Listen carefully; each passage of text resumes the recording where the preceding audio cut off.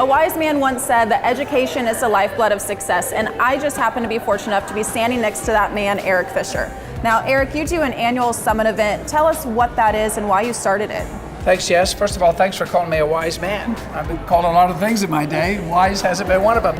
We bring in 6 guest artists from all over the United States of America to educate, entertain, and inspire the audience, which is made up of hairdressers and students. Very cool. We've done it for 11 years, and it's an amazing event.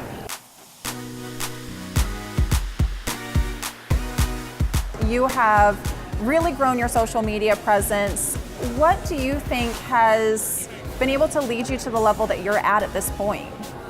You know, that's a great question. I think determination is the biggest thing, and just being current, talking about the trends, like connecting with peers, right? And just keeping to evolve, like evolution. You can see everything that's happening in the digital world, and you really have to stay on it. If you're not on it, it's going to be old news.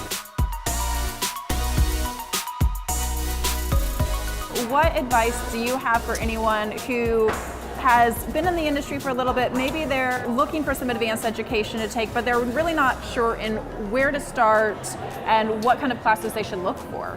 I think it depends on how challenged you want to be. Like, if you want to break yourself in easy, do something that you're good at and maybe learn new things or different angles you didn't approach. But if you really want to be shell-shocked, do the thing you hate the most. Right. Go take a class that you're going to cry in, that you're going to be frustrated and need a minute outside. Go do something that's really going to push your limit. And if it's somewhere in between, then do it all. Yeah. You know, but that's always my approach. It's like, what am I avoiding in the salon, or what am I like I dread getting? That's the first class I sign up for. So what advice would you give to someone who's either looking to get into makeup or wants to do more in the way of providing makeup services to their clients? It's really going to be education. You know, social media is great for looking at tips and trends and stuff like that, but going to different seminars or talks or demos, there's so much happening. There's so many different workshops that you can go to, different people that are providing classes, going back to the schools. A lot of schools will provide additional education. So anywhere that they maybe have graduated from, go back, see if you can sit in on a class. You know, having the same class with a different teacher, getting a different perspective. Sometimes that will help too, and just really refining those skills and sticking with that.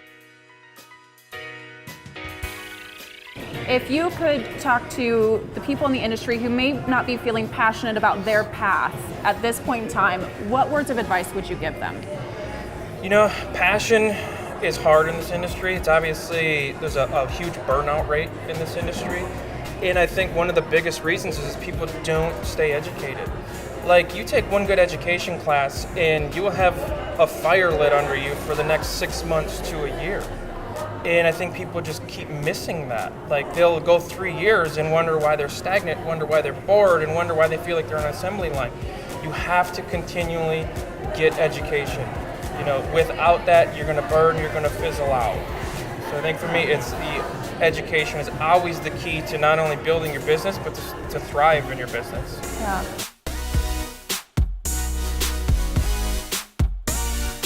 What advice do you have for anyone in the industry who's needing a little inspiration right now? You know what? Find what you like to do. Like, if it's not hair related, great. What's your hobbies, what you like to do, and then start finding inspiration out of that, because that's what's gonna help you make you happy. Yeah. Like, if you're having a bad day, and like just hold that and keep that like in your mind and your heart, that, you know, you can pull inspiration, little tidbits from that.